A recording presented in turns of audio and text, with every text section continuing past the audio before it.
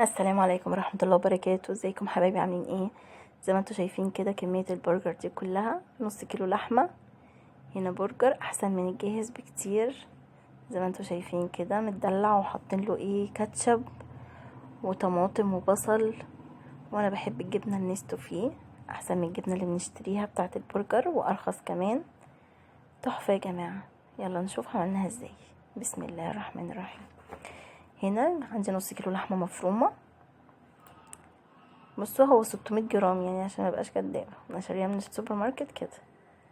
تمام كده. وهنا فول صويا، وهنا بهارات مشكله، توم باودر وبصل باودر وجوز الطيب وفلفل اسود وملح وسكر، والسكر مهم جدا عشان البرجر يستوي معانا كويس.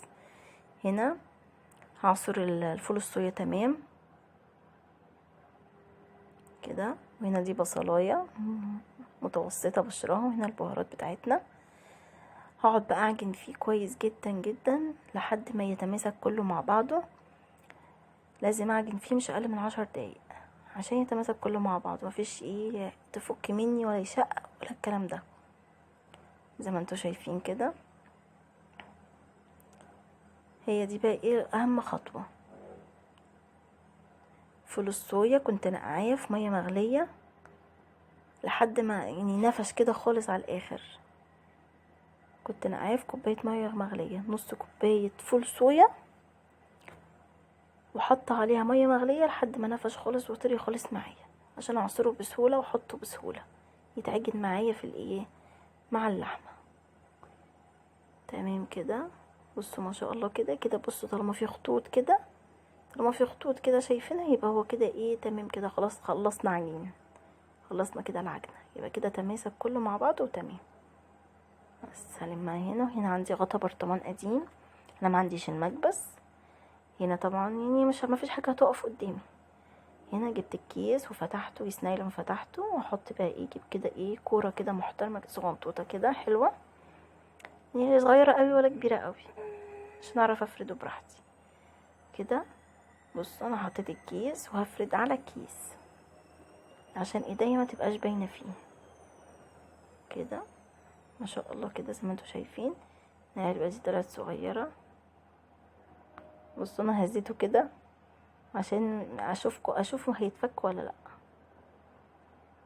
كده. ما شاء الله. هنا الكيس برضو فتحته وحطيته كده ايه في ارضيه العلبه.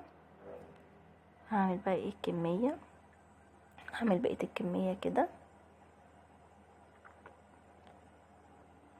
جميل ونظيف وكفايه اللي احنا عاملينه في البيت، وما خدش وقت خالص معايا خالص. يعني ده اصلا انت لو جاهز كده معاكي في البيت على طول، يعني تجيبي اللحمه وتعمليه وتطلعيه على التحمير على طول، مش هياخد معاكي في وقت زنقه. ابنك جعان، بنوتك جعانه في ثانيه، وحلو جدا لللانش بوكس، وهيسهل معاكي جدا جدا جدا. وما شاء الله نص كوبايه الفول الصويا عملت معايا كميه محترمه، رمت كميه محترمه.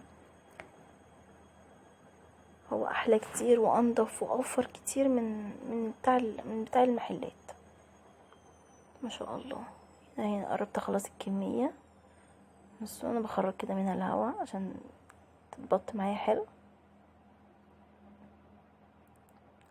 ما شاء الله سمكها كده حلو جدا.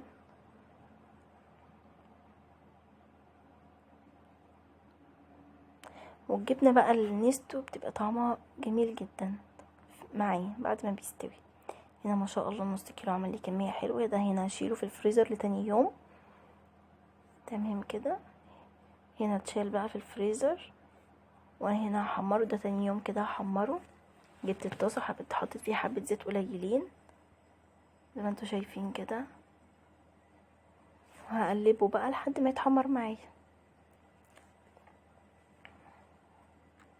في اللي هيتحمر وفي اللي هيفضل شويه.